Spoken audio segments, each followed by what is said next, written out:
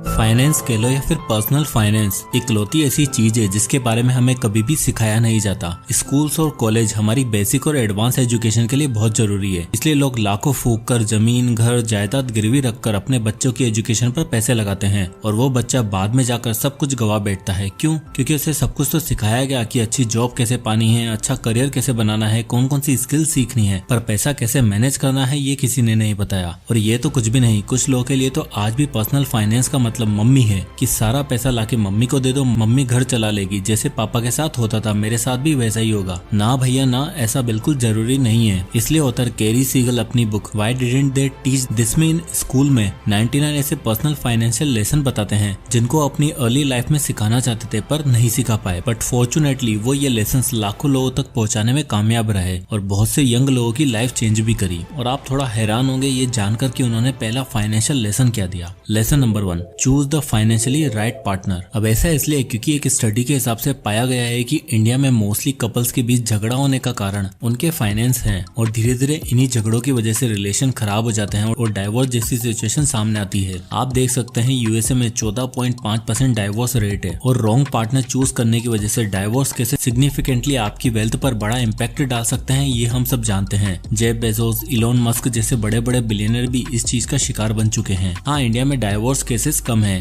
But to be honest 90% घरों में कलेश आज भी सिर्फ पैसों को लेकर ही हो रहे हैं और जिसका इम्पैक्ट उनकी आने वाली जनरेशन पर पड़ता है। देखो यार, एक बहुत सिंपल सा कोट है, आपका पार्टनर ही आपकी सक्सेस और आपके फेलियर का सबसे बड़ा रीजन होता है, इसलिए choose the financially right partner. अब यहाँ मेरा मतलब ये नहीं कि अमीर लड़की या लड़की से शादी करो या किसी बैंक मैनेजर या फाइनेंशियल एनालिसिस से शादी कर लो, बल्कि ऐसा पार्टनर सेलेक्ट करो जो फाइनेंशियली लिटरेट हो, जिसे पता हो कि कब कहाँ कितना पैसा खर्च करना है, कितना पैसा बचाना है, सेविंग्स और इन्वेस्टमेंट किस जगह करनी है, किसी भी बड़े इवेंट या बड़े परचेज के लिए बजटिंग करनी है, कौन कौन से अलग सोर्सेज से पैसा कमाना है। यानी कुल मिलाकर ऐसा पार्टनर जो लॉन्ग टर्म विजन रखता हो। क्योंकि देखो यार, अगर आप अपनी लाइफ में एक सर्टेन एज तक पहुंच चुके हो जहां आपको लगता है कि यार अब सेटल होने का सही टाइम है, तो उस केस में आपको अपने पार्टनर के साथ अनरियलिस्टिक अप्रोच नहीं रखनी। मोस्टली लोग ये गलती करते हैं, रिलेशनशिप के स्टार्टिंग में ऐसे दिखाएंगे कि ये पूरा क्लब ही मेरा है, पार्टीज करेंगे, महंगी महंगी शॉपिंग करवाएंगे, और जब बाद में ये सब चीज नहीं हो पाएगी तो फिर वही झगड़ा चालू। इसलिए अपना लाइफ पार्टनर सेलेक्ट करते समय उसकी फाइनेंशियल अवेयरनेस चेक करना बहुत जरूरी है और अगर वो सारे बॉक्सेस टिक करता है, आपके ही जैसा लॉन्ग टर्म विजन रखता है, तो वो आपके लिए एक सही पार्टनर होगा। Lesson number 2, always live with in your means. अगला लेसन जो ऑथर कैरी सीगल हमें बताते हैं, always live with in your means, यानी जितना आपके पास है उससे कम खर्चा करो और जितना हो सके सेविंग्स पर ध्यान दो। अक्सर हम लोगों के साथ ऐसा होता है कि जब हमारी पहली नौकरी लगती है या हमारे पास नया पैसा आता है तो हम उससे बहुत सी ख्वाहिशें बांध लेते हैं कि पहली सैलरी आते ही ये करूंगा, वो खरीदूंगा। अब चलो पहली सैलरी तक तो ठीक है, लेकिन धीरे धीरे ये हमारी आदत बनने लगती है और हमें सोशल मीडिया के थ्रू नई नई चीजों का पता लगता है। फिर हमारा मन करता है कि यार मेरे पास ये भी होना चाहिए, ये वाला फोन, ये वाले कपड़े, ये वाली गाड़ी और न जाने क्या क्या। और इसी चक्कर में हम औकात से ज्यादा खर्च कर बैठते हैं। सैलरी होगी 30,000 की, लेकिन भाई का क्रेडिट कार्ड का बिल आएगा 35,000 का। EMI पे सामान ले लेंगे 50-50, 60,000 का और अगले महीने की पूरी सैलरी EMI भरने में निकल जाती है। जबकि हमें करना क्या था, पहली सैलरी आते ही उसमें से एक पार्ट सेव करना चाहिए था, जरूरत से कम खर्चे करने चाहिए थे। और धीरे धीरे जब हमारी सेविंग्स की हैबिट बन जाती तब हम मन चाही चीजों को बिना लोन के, बिना EMI के खरीद सकते। मोस्टली लोग इसी सबसे बड़ी गलती की वजह से अपनी आदतें खराब कर बैठते हैं और पर्सनल फाइनेंस की वाट लगा बैठते हैं। इसलिए always live with in your means. Lesson number 3, build short term goals. अब कम खर्चा करने के बाद आपको अपने लिए शॉर्ट टर्म गोल्स बनाने हैं। ऑथर कहते हैं कभी कभार हमारे साथ ऐसा होता है कि लॉन्ग टर्म विजन और लॉन्ग टर्म गोल्स बड़े अनअचीवेबल से लगते हैं और इसी बीच कुछ ऐसी सिचुएशन, इमरजेंसी और ख्वाहिशें आ जाती हैं जिसकी वजह से हमें वो लॉन्ग टर्म गोल तोड़ना पड़ता है। इसलिए 30-40 साल का एक लॉन्ग टर्म गोल फॉलो करने से चाहे 10-10 या 5-5 साल के शॉर्ट टर्म गोल्स को फॉर्म करो और फिर उसे आगे री इन्वेस्ट करो। जैसे फॉर एग्जांपल आपको अपने बच्चों की हायर एजुकेशन के लिए एक बड़ा फंड चाहिए, तो पहले एक शॉर्ट टर्म फंड बनाओ जिससे आप जरूरत पड़ने पर निकाल सको। इसलिए सीधा लॉन्ग टर्म ना सोच के शॉर्ट टर्म प्लान्स बिल्ड करो। जैसे कि पहले बेसिक एजुकेशन के लिए फंड्स बनाओ, इमरजेंसी सिचुएशन के लिए फंड्स रेडी रखो। अगर आप नेक्स्ट ईयर कोई ट्रिप प्लान कर रहे हो तो उसके लिए आज से सेविंग करो। इससे होगा ये कि आप जिंदगी जीने के साथ साथ अपनी फाइनेंशियल फ्रीडम के लिए भी काम कर पाओगे। Lesson number 4, don't ever buy on credit. हमारी आज की सोसाइटी में उधार पर और EMI पर सामान लेना हद से ज्यादा आसान हो गया है। बिना एक सेकंड सोचे लोग पे लेटर और EMI ऑप्शन को सिलेक्ट कर देते हैं क्योंकि है ही इतना आसान। शायद इसलिए 32 साल के प्रेम बत्रा को जब अपना मोबाइल फोन अपग्रेड करना था तब उन्हें 25,000 रुपए खर्च करना सही नहीं लगा,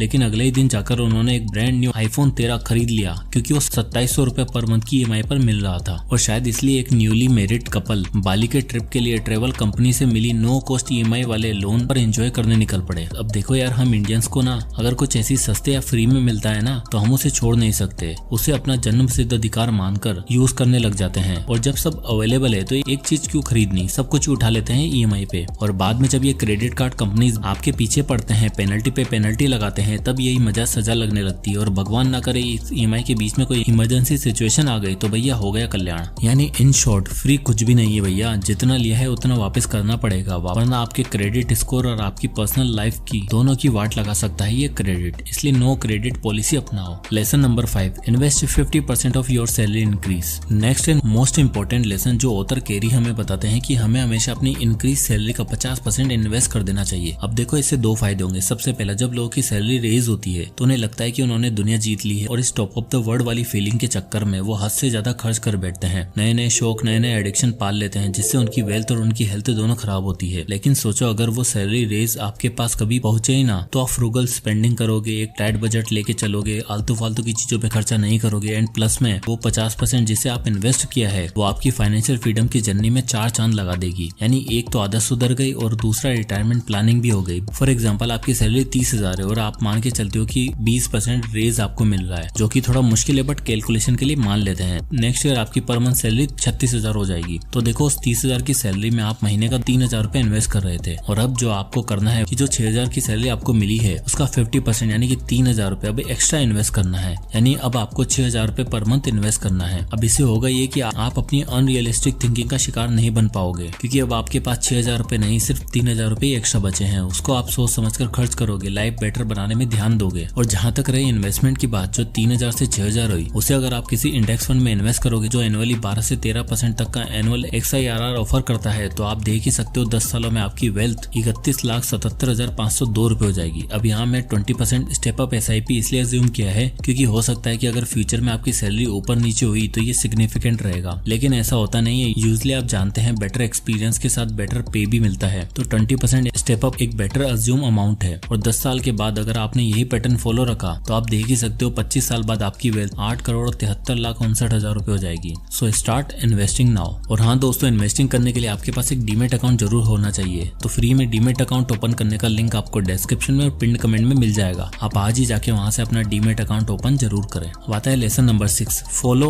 DTA method of budgeting. We are invest और सेव तो तब करेंगे ना जब कुछ पैसा बचाएंगे ही। यही क्वेश्चन आ रहा होगा ना दिमाग में। ऐसा इसलिए क्योंकि आपका कोई बजट का प्लान ही नहीं है। इसलिए ऑथर बजटिंग के लिए एक सिंपल DTA मेथड सजेस्ट करते हैं, यानी डेवलप, ट्रैक और एनालाइज। डेवलप ए बजट का मतलब है आपको अपने बजट को कहीं पर लिखकर रख लेना चाहिए, जैसे कि डायरी, एक्सेल शीट या मोबाइल एप्लीकेशन पर। उसमें आपको लिखना है कि आपकी मल्टीपल सोर्स ऑफ इनकम क्या क्या है, जैसे सैलरी, कमीशन, इंटरेस्ट, डिविडेंड, इन सब से आपकी कितनी इनकम हो रही है। फिर उस शीट में दूसरी तरफ आपको अपने एक्सपेंसेस जैसे कि house rent, mortgage, electricity bill, groceries, restaurant, cable, internet जैसे एक्सपेंसेस को ट्रैक करना है। और फाइनली बजट को एनालाइज करते समय आपको ये ध्यान रखना है कि आप कैसे अपनी इनकम को इंक्रीज या एक्सपेंसेस को डिक्रीज करके अपनी सेविंग्स को बढ़ा सकते हो। जैसे मिस्टर लांबा को ही देख लो, इनकी मंथली इनकम थी 50,000 रुपए और सारे खर्चों को मिलाने के बाद इनका एक्सपेंसेस होता है 30 से 32,000 रुपए के बीच। यानी हर महीने ये सिर्फ 18,000 रुपए तक ही सेव कर पा रहे थे। अब एनालाइज करते समय इनको ये सोचना है कि ये कैसे अपनी सेविंग्स को बढ़ाकर 18 से 23 या 25,000 रुपए कर सकते हैं। और साथ ये भी देख सकते हैं कि आपका सबसे फिजूल खर्चा कहाँ हो रहा है। उन खर्चों को अगले महीने से एलिमिनेट कर सकते हो। जैसे लामा जी ने एक्स्ट्रा खर्चा जो OTT के सब्सक्रिप्शन पर था, महीने का 2,500 रुपए, उसे उन्होंने बंद कर दिया। इसलिए उन्होंने इस OTT वाले खर्चे को एलिमिनेट किया और बेटर सेविंग्स कर पाए। तो आप भी फॉलो करो DTA method. Lesson number 7, work on your net worth, the assets. देखो यार, हम सभी लेसन्स और बुक में लिखे उन 99 लेसन्स को अगर समराइज किया जाए तो मतलब सिर्फ एक ही निकल के आता है कि बिल्ड योर नेटवर्थ। हम में से आधे से ज्यादा लोगों को इस वर्ड का सही मतलब ही नहीं पता। देखो इस दुनिया में हर वो इंसान जो रिच है, जिसने लाइफ में पैसा कमा के और उसे काम पर लगाया है, उन पैसों से अपने लिए एक सिग्निफिकेंट वेल्थ बिल्डिंग करी है। यानी उन्होंने पैसा कमाकर एसेट बिल्ड किए हैं। ऐसा एसेट जो उन्हें एक अच्छी लाइफ जीने में मदद करता है और बिना किसी टेंशन के उनके लिए कैश जनरेट करके रखता है। और इन्हीं एसेट्स में जब हम लायबिलिटी माइनस करते हैं तो निकल के आता है हमारी एक्चुअल नेटवर्थ। अब एसेट में बहुत सी चीजें हो सकती हैं, जैसे आपकी इन्वेस्टमेंट, आपका कोई बिजनेस, रियल एस्टेट प्रॉपर्टी, कोई शॉप, कोई इंटेलेक्चुअल प्रॉपर्टी जैसे यूट्यूब, जो आपको एक कंटिन्यूस सोर्स ऑफ इनकम बनाकर दे, भले ही आप काम करो या फिर नहीं। यानी ऐसी चीज जो हमारी जेब में पैसा डालती है। वहीं दूसरी तरफ आती है लायबिलिटी, जो हमारी जेब से पैसा निकालती है, जैसे कि बाइंग ए car, costly phone, credit card की EMI, दोस्तों रिश्तेदारों का उधार, ये सब आता है है लायबिलिटीज में। अब आप खुद जज करो कि आपकी नेटवर्थ क्या है। वेल आपको एक सीक्रेट बताऊं, आप में से मोस्टली लोगों का वो एसेट वाला कॉलम ना खाली पड़ा है, एक भी एसेट नहीं है, लेकिन लायबिलिटीज में सारे बॉक्सेस टिक हैं। देखो यार, लंबी रेस का घोड़ा बनना है तो करियर की शुरुआत से पहले दिन से इन सभी चीजों के बारे में सोचना स्टार्ट करो, नहीं तो बुरी आदतों का क्या है ना, बड़ी जल्दी लग जाती है और तब तक लगी रहती है जब तक आपकी जेब पूरी तरह खाली ना हो जाए। इसलिए एटलास ऑथर यही समझाते हैं कि मार्केट में कौन सा नया फोन आया है, कौन सी गाड़ी आई है, कौन सा ब्रांड आया है, इन सवालों को पूछने से अच्छा है ये पूछो कि कोई नई एसेट अपॉर्चुनिटी आई है, कौन सी नई स्किल आई है जिसे सीखकर मैं पैसिव इनकम बिल्ड कर सकता हूँ। बस एक बार सवाल चेंज करके देखो और अपनी सोच में लर्निंग को हमेशा ध्यान रखो, देखना जिंदगी बदलते देर नहीं लगेगी। तो दोस्तों, आई होप की वीडियो आपको पसंद आया होगा। वीडियो पसंद आया हो तो लाइक करें और ज्यादा से लोगों तक शेयर भी करें। इसी तरह के वीडियोस के लिए चैनल को सब्सक्राइब करें। तो मिलते हैं नेक्स्ट वीडियो में, तब तक के लिए जय हिंद।